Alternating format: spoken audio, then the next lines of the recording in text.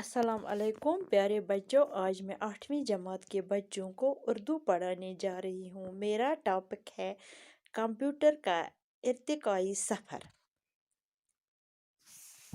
बिस्मिल्लाहिर्रहमानिर्रहीम।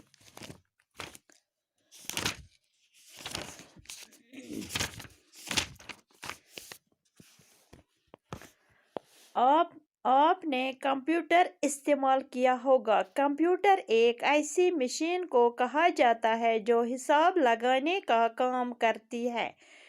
ये जोड़ और घटा तो करती ही है, इसके अलावा और बहुत से काम भी इससे लिए जाते हैं।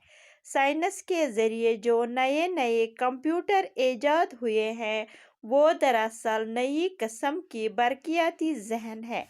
कंप्यूटरों से जो काम अब लिए जा रहे हैं आज से चंद बरस पहले उनका तस्वुर भी मुमकिन न था।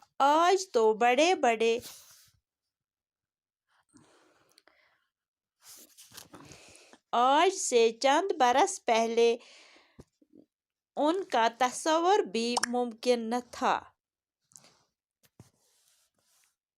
आज तो बड़े बड़े हवाई जहाज़ भी कंप्यूटर से उड़ाए जाते हैं और इंसान चांद पर भी कंप्यूटर की मदद से पहुंचा है। रेडियो, टेलीफोन, टेलीविज़न, रेलगाड़ियाँ, छापखाने, अखबारात, कौन सी चीज़ है जिसमें कंप्यूटर से मदद नहीं ली जाती।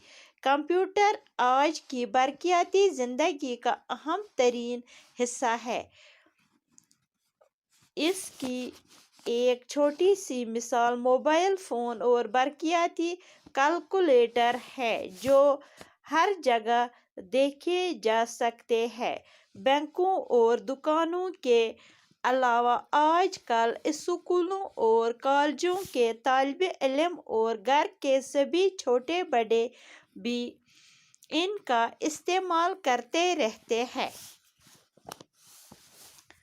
गुब्रो यथ लेसनस छ नाव कंप्यूटर का इर्तिकाई सफ़र।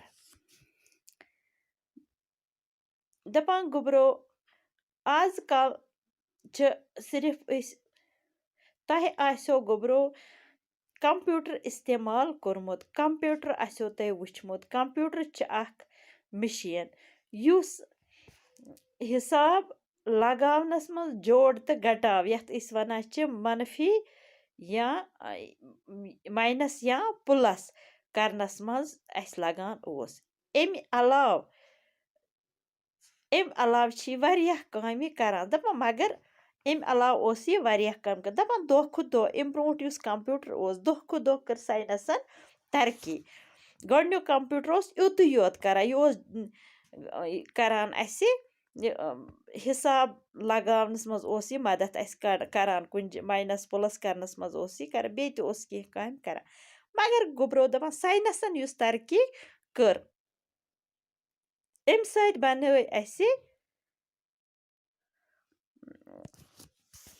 युस साइंसन तरक्की कर एम सत बनय असे नई नई कंप्यूटर अस बनय नई नई साइंसन कर इचा तरक्की कि नई नई कंप्यूटर कर तन ईजाद। तो दपा आजकल युस ये नव किस्म कंप्यूटर आय बरकियाती गई तेज ज्यादा तेज आसन। दपा एम कंप्यूटर सत हसा छ वारियाह कामि असी करान इन अस ब्रोट आज ब्रोट अस न अस अमन चीजन हंस के वरी ब्रोट अस न अस अमन चीजन हुन तस्वुर कि इम कंप्यूटर ते हेका गसन ईजाद। दपा आज युम हवाई जहाज चलान हवास मज युम हवाई जहाज कर इत हसा छ कंप्यूटर के जरिए इवान वुडो करना।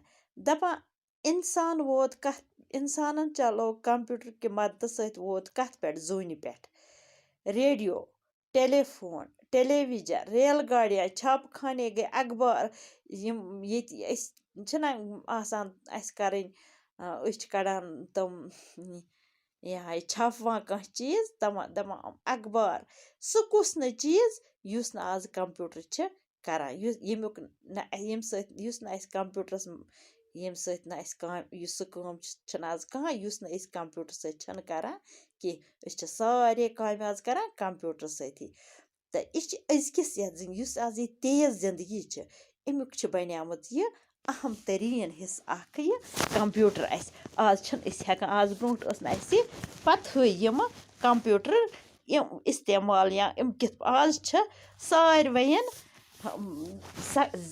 زیادٕ کھۄتہٕ زیادٕ ضروٗرت کمپیوٗٹرٕے آز اگر أسۍ پرو لیکھو سُہ تہِ چھِ أسۍ پران کمپیوٗٹرس سۭتی دپان گوٚبرو موبایل فون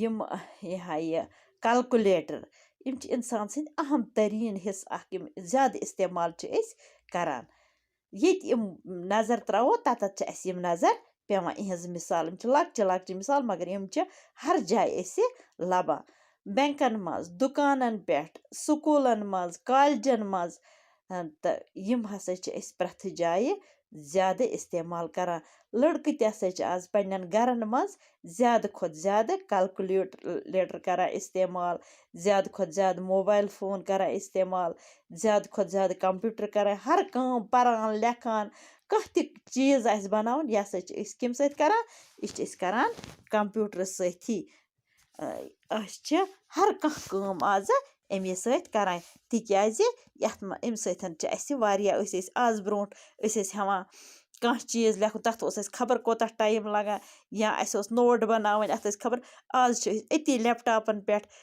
یا موبایلَن پٮ۪ٹھ کڑان اَسہِ چھِ لگان 2 مِنٹ تہِ ژھانڈنَس تہٕ اَسہِ چھِ واریاہ آسٲنی اَمہِ سۭتۍ گژھان اچھا بچو خدا حافظ